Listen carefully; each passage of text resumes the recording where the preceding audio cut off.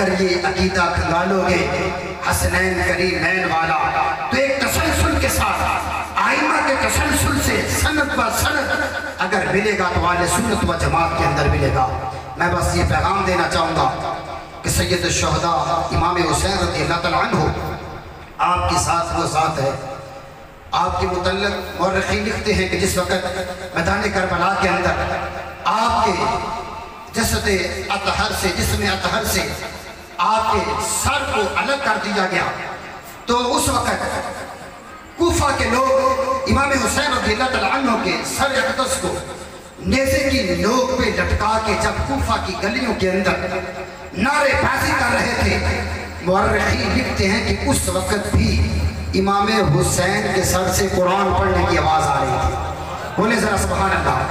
قرآن کہتا ہے وَمَنْ أَعْرَضَ عَنْ ذِكْرِي فَإِنَّ لَهُ مَعِيشَةً ضَنْكًا وَنَحْشُرُهُ يَوْمَ الْقِيَامَةِ أَعْمَىٰ۔ اللہ قرآن میں فرماتا ہے کہ جو میرے قرآن سے اعراض کرے، جو میرے قرآن کو نہ پڑھے، جو میرے قرآن کی رسپیکٹ نہ کرے، فَإِنَّ لَهُ مَعِيشَةً ضَنْكًا، میں رب ہو کہ اس بندے پہ اس کی معیشت کو تنگ کر دیتا ہوں۔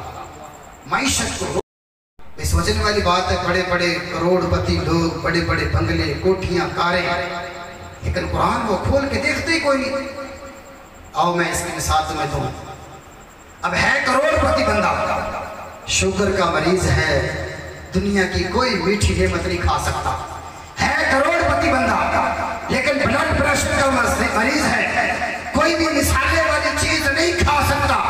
ارے یہ رب کی حکمت ہے، فرمایا جو میرا قرآن نہ پڑھے میں اس پہ اس کی روزی کو تنگ کر دیتا ہوں۔ یہ جملہ چھوٹا ہے کہ اگر کسی کو صبح کھانا ملے، دوپہر کو نہ ملے، شام کو نہ ملے، کام چل جاتا ہے۔ ارے جو اگلا جملہ رب نے بولا وہ بڑا ہی خطرناک ہے، فرمایا وَنَحْشُرُهُ يَوْمَ الْقِيَامَةِ أَعْمَىٰ۔ اس کو اپنے ذمہ میں لینا کہ اللہ رب العزت نے ہمارے لیے کتنا سخت الفاظ استعمال فرمائے۔ فرمایا کل قیامت کا دن ہوگا، دنیا میں جو شخص قرآن نہیں پڑھے گا وَنَحْشُرُهُ يَوْمَ الْقِيَامَةِ أَعْمَىٰ، میں رب ہوں کہ اس بندے کو اندھا کر کے اٹھاؤں گا۔ بھئی ہمارے پیر و مرشد ہمارے سامنے جلوہ فروز ہے، کل قیامت کا دن ہے، رب نے اپنے دیدار کا وعدہ کیا ہے، محبوب کے دیدار کا وعدہ کیا ہے، اصحاب کے دیدار کا وعدہ کیا ہے، حضور غوث پاک کا ہم نے دیدار کرنا ہے، اپنے پیروں کا، اپنے مرشدوں کا ہم نے دیدار کرنا ہے۔ ارے دیدار تبھی کریں گے جب آنکھیں روشن لے کے جائیں گے۔ تو قرآن کہتا ہے جو قرآن نہ پڑھے وَنَحْشُرُهُ يَوْمَ الْقِيَامَةِ أَعْمَىٰ، کل قیامت کا دن ہوگا میں رب اس کو اندھا کر کے اٹھاؤں گا۔ تو بھائی جو قرآن، جو مقصد امام حسین رضی اللہ تعالیٰ عنہ نے، آپ کا دھڑ الگ ہے، سر الگ ہے، قرآن پڑھنے کی آواز آ رہی ہے، تو وہ مقصد ہم بھلا بیٹھے اور ہم نے محض ماتم اور سوگ کو اپنا مذہب بنا کے یہ پیش کیا۔ حالانکہ چاہیے تو یہ تھا کہ جس مقصد کے لیے امام حسین رضی اللہ تعالیٰ عنہ اپنی جان کا نذرانہ پیش کر رہے ہیں تو ہم اس مقصد کو آگے لے کے چلتے اور دنیا کو دکھاتے کہ امام حسین رضی اللہ تعالیٰ عنہ ان کا مقام و مرتبہ کیا ہے۔ حضرت سیدہ خاتون جنت فاطمہ الزہرا سلام اللہ علیہا، آپ کا چونکہ زندگی کا معمول تھا کہ آپ اٹھتے بیٹھتے چلتے پھرتے ہر وقت آپ قرآن کی تلاوت کرتے۔